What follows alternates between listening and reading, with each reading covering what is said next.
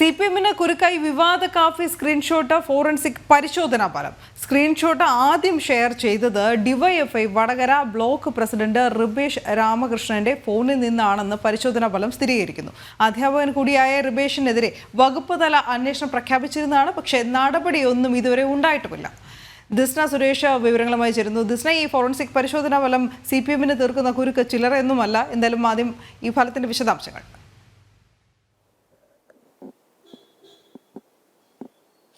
തീർച്ചയായും വീണ സൂചിപ്പിച്ചതുപോലെ തന്നെ ഈ CPM-നെ ഏറ്റവും കുരുക്കേറുന്നു എന്ന് തന്നെയാണ് നമുക്ക് പറയാൻ കഴിയുന്നത്. നമുക്കറിയാം, ലോക്സഭാ തെരഞ്ഞെടുപ്പുമായി ബന്ധപ്പെട്ട ഏറെ വിവാദമായി ഉയർന്നു വന്ന ഒരു സംഭവമായിരുന്നു കാഫിർ സ്ക്രീൻഷോട്ട്. ഈ കാഫിർ സ്ക്രീൻഷോട്ടുമായി ബന്ധപ്പെട്ട് ഏറെ വാദപ്രതിവാദങ്ങളൊക്കെ തന്നെ നമ്മൾ കണ്ടതാണ്. എന്നാൽ ആദ്യമായി ഈ സ്ക്രീൻഷോട്ട് ഈ റിബേഷ് രാമകൃഷ്ണൻ എന്ന അധ്യാപകനാണ് പങ്കുവെച്ചത് എന്ന് ആദ്യഘട്ടത്തിൽ തന്നെ പോലീസ് വ്യക്തമാക്കിയിരുന്നു. എന്നാൽ ഇതിനെ പ്രതികൂലിക്കുന്ന ഒരു നിലപാട് തന്നെയായിരുന്നു എടുത്തിരുന്നത്. എന്നാൽ ഫോറൻസിക് പരിശോധനാ ഫലം ഇന്നലെ പുറത്തു വന്നു. അതിലും വ്യക്തമാക്കിയിട്ടുള്ളത് റിബേഷ് രാമകൃഷ്ണൻ തന്നെയാണ് ഈ സ്ക്രീൻഷോട്ട് ആദ്യമായി പ്രചരിപ്പിച്ചത് എന്നൊരു കാര്യമാണ്.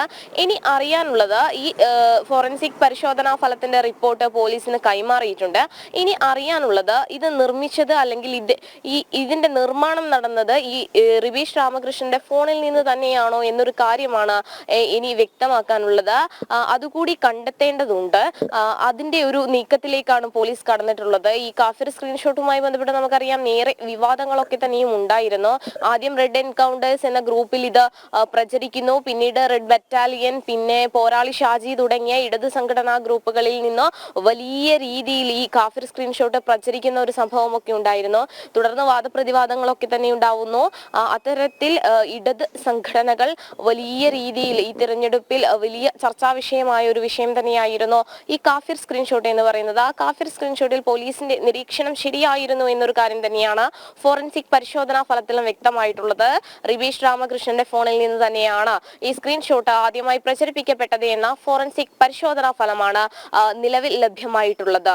വീണ. ഓക്കെ, ശരി. ദിസ്ന വിവരങ്ങൾ നൽകുകയായിരുന്നു.